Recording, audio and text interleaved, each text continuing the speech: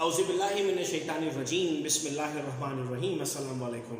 बच्चों 1 से लेके 7 तक अब तुम कर चुके और अब कितना सुकून मिल रहा है, इत्मीनान मिल रहा है, आराम से चेयर पर बैठकर भी लेक्चर सुन रहे हैं। चूँकि अब कॉन्फिडेंस आ गया कि यस सर हम कर सकते हैं, हमारे लिए आसान है। अगर इसी तरह first year physics, second year physics और सेकेंड ईयर केमिस्ट्री की इक्वेशंस चाहते हो तो कमेंट करो। जितने ज़्यादा कमेंट्स होंगे, जितने ज़्यादा लाइक्स होंगे तो मुझे लगेगा आपको इसकी वाकई ज़रूरत है, तो मैं इस तरह की और वीडियोज़ आप लोगों के सामने बनाकर लेकर आऊँगा। कुछ बच्चों ने रिक्वेस्ट की थी कि सर हमें बोर्ड पर अच्छा समझ में आता है, तो आज देखिए मैं बोर्ड पर आपके सामने मौजूद हूँ। मैं हर वो कोशिश करता हूँ जिससे आप लोगों को समझ में आ जाए, चूँकि मैं ये चाहता हूँ कि जितने भी लोग इस वक्त मुझे सुन रहे हैं, सबने मेडिकल कॉलेज में एडमिशन लेना है, सबने इंजीनियरिंग कॉलेज में एडमिशन लेना है।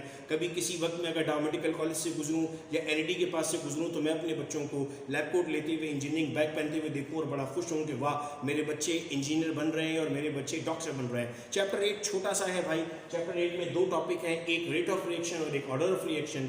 रेट ऑफ रिएक्शन में क्या आता है सर, हमें रेट एक्सप्रेशन लिखने को आती है कभी कभी। रेट एक्सप्रेशन में क्या क्या चीज़ें होती है, dx/dt क्या होता है sir, it is rate of a reaction. और ए और बी क्या है सर, हमारे पास रिएक्टेंट है। रेट ऑफ रिएक्शन सिर्फ किस पर डिपेंड कर रहा है सर, रिएक्टेंट की कंसंट्रेशन पर डिपेंड कर रहा है। तो क्या बन जाता है, dx/dt is equal to k concentration of A and concentration of B। याद रहे कि कंसंट्रेशन ऑफ ए और बी के साथ जो k लिखा हुआ है हमने, इट्स अ कांस्टेंट वैल्यू जो तब्दील नहीं होती। इसका जो सम है हमारे पास, इस सम को लेकर हम बताते हैं कौन सा ऑर्डर ऑफ रिएक्शन था। इसको कुछ भी नहीं लिखा हुआ तो 1 लिखा हुआ है।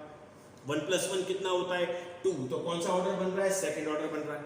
ठीक है, अगर यहाँ पर 2 लिखा होता तो अब जब इक्वेशन बनती तो ये 2 क्या बन जाता है सर, ये 2 इसका पावर बन जाता।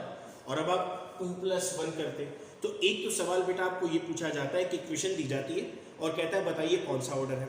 एक इसमें ट्रिक है, अगर उस इक्वेशन के एरो पर कुछ लिखा हुआ है, यानी वो जो रिएक्शन है वो कैटलिस्ट की मौजूदगी में होता है, वैसे नहीं होता तो वो जीरो ऑर्डर कहलाता।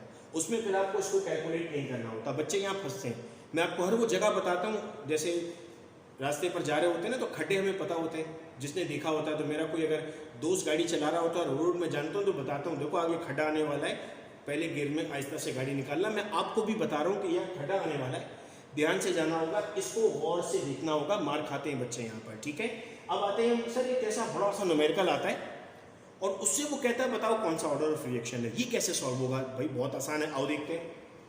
सीरियल नंबर दिया होता है, ए की कंसंट्रेशन दी होती है, बी की कंसंट्रेशन दी होती है और dx/dt दिया होता है। इसको पढ़ते कैसे हैं, देखो ये कहलाती है तुम्हारी रेफरेंस इक्वेशन। ठीक है, इसको इससे कंपेयर किया जाएगा और इसको इससे कंपेयर किया जाएगा। सही है, तो जब तुम इसको इससे कंपेयर कर रहे होगे तो इसको नहीं देखोगे, जब तुम इसको इससे कंपेयर करोगे तो इसको नहीं देखोगे, इसको हर सूरत देखोगे। ये वाली बात हमें समझ में आ गई।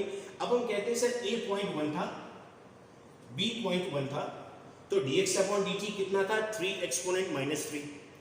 मैंने क्या किया, मैंने अब इसको देख रहा हूं तो इसको नहीं देखूंगा मैं, आंखें बंद कर लो, थोड़ी सी हल्की कर दो ताकि ये नजर ना आए। अब ये 0.1 से क्या हो गया 0.2 हो गया, 0.1 और 0.2 में क्या ताल्लुक है सर, डबल हो गया। जब ये डबल हुआ तो ये भी डबल हो गया, 3 का 6, यानी ये भी 2 से मल्टीप्लाई हुआ तो ये भी 2 से मल्टीप्लाई हुआ। तो इक्वेशन में क्या लिखता हूं, यहां पर देखो dx/dt is equal to k, A की कंसंट्रेशन पर मैं 1 लिखता हूं, चूंकि ये डबल तो ये भी डबल। अगर आप सोचते हो 2 लिखना चाहिए, 2 नहीं लिखेंगे बेटा, वो भी डबल, यानी एक बार इस पर डिपेंड करना। ठीक है, अब इसको भूल जाना, इसको नहीं देखना। अब इसको देखो, इसको डबल किया, इसको उतना ही रखा। जब इसको तुमने डबल किया तो इसके साथ क्या हुआ, क्या ये डबल हुआ, नहीं, ये स्क्वायर हो गया। डबल होता तो क्या आता 6 आता, लेकिन यहां पर क्या आया सर, यहां पर तो स्क्वायर आ गया, 3 का स्क्वायर 9। एक तो इससे भी पहचानोगे, दूसरा एक्सपोनेंट से भी पहचानोगे। पढ़ा है ना बेसिक रूल में कि जब स्क्वायर लेते हैं तो एक्सपोनेंट मल्टीप्लाई होती हैं। 3 × 2 6 हो गया। तो अब आप यहाँ पर क्या लिखोगे, यहाँ पर b पर पावर 2 लिखोगे, क्योंकि b का स्क्वायर का रिलेशनशिप है। और क्या पूछा था, ऑर्डर ऑफ रिएक्शन बताना है, बता सकते हो कितना है 3, 2 + 1 3। कोई लंबा चौड़ा सॉल्यूशन नहीं था, सिंपल सा सॉल्यूशन था। तो ऐसा कोई भी सवाल अगर अब हमें पेपर में दे दिया जाएगा तो हम इससे परेशान नहीं होंगे। अब हमें सॉल्व करना आ गया है। अच्छा, परेशानी कहां पर होती है, सपोज करो यहां पर होता 2, ठीक है, यहां मैं करता 4, यहां भी किया 4। अब अगर मैं इसको सॉल्व करूंगा तो कैसे सॉल्व करूंगा? देखो परेशानी की बात पता है क्या, 2 वाली बात मैं क्यों बता रहा हूँ, फिर खड्डा है यहाँ पर, इसीलिए मैं आपको पहले बता रहा हूँ। 2 का स्क्वायर भी 4 होता है और 2 को 2 से मल्टीप्लाई करते हैं तब भी 4 आता है। तो बड़ी इंटरेस्टिंग बात हो गई ना यहाँ पर। अब हम कैसे पहचाने सर स्क्वायर हुआ या 2 से मल्टीप्लाई हुआ है? पावर देखेंगे, कुछ बच्चे भूल रहे हैं जहन में। देखो अगर मल्टीप्लाई बाय 2 होगा ना तो ये 4 हो जाएगा, पर पावर चेंज नहीं होगी।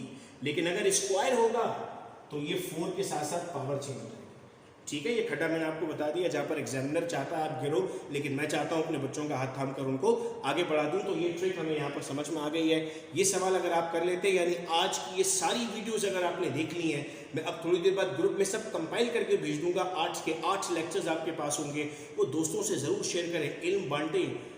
आपकी सीट ऐसा नहीं है आप उसको पढ़ा देंगे तो आपको सीट नहीं मिलेगी। आपने जनरस होकर सबको बताना है, आप पढ़ाएं लोगों को। मैं आपको लेक्चर भेजता हूँ, आप और दोस्तों को भेजें, भले वो कहीं से भी प्रिपरेशन कर रहे हैं, लेकिन ये पता होना उनको ज़रूरी है। मैं उम्मीद करता हूँ सब समझ में आया है। फिर कहता हूँ अगर और वीडियोज़ चाहिए first year physics, second year physics और सेकेंड ईयर केमिस्ट्री की इक्वेशंस की, तो कमेंट्स का मैं वेट करूंगा। मैक्सिमम कमेंट्स होंगे तो वो वीडियोस भी बनाकर इसी तरह छोटी छोटी वीडियोस बनाकर मैं अपलोड कर दूंगा। बहुत शुक्रिया बच्चों इस वीडियो को सुनने का। अपना बहुत ख्याल रखिएगा आप सब लोग। अल्लाह हाफिज़।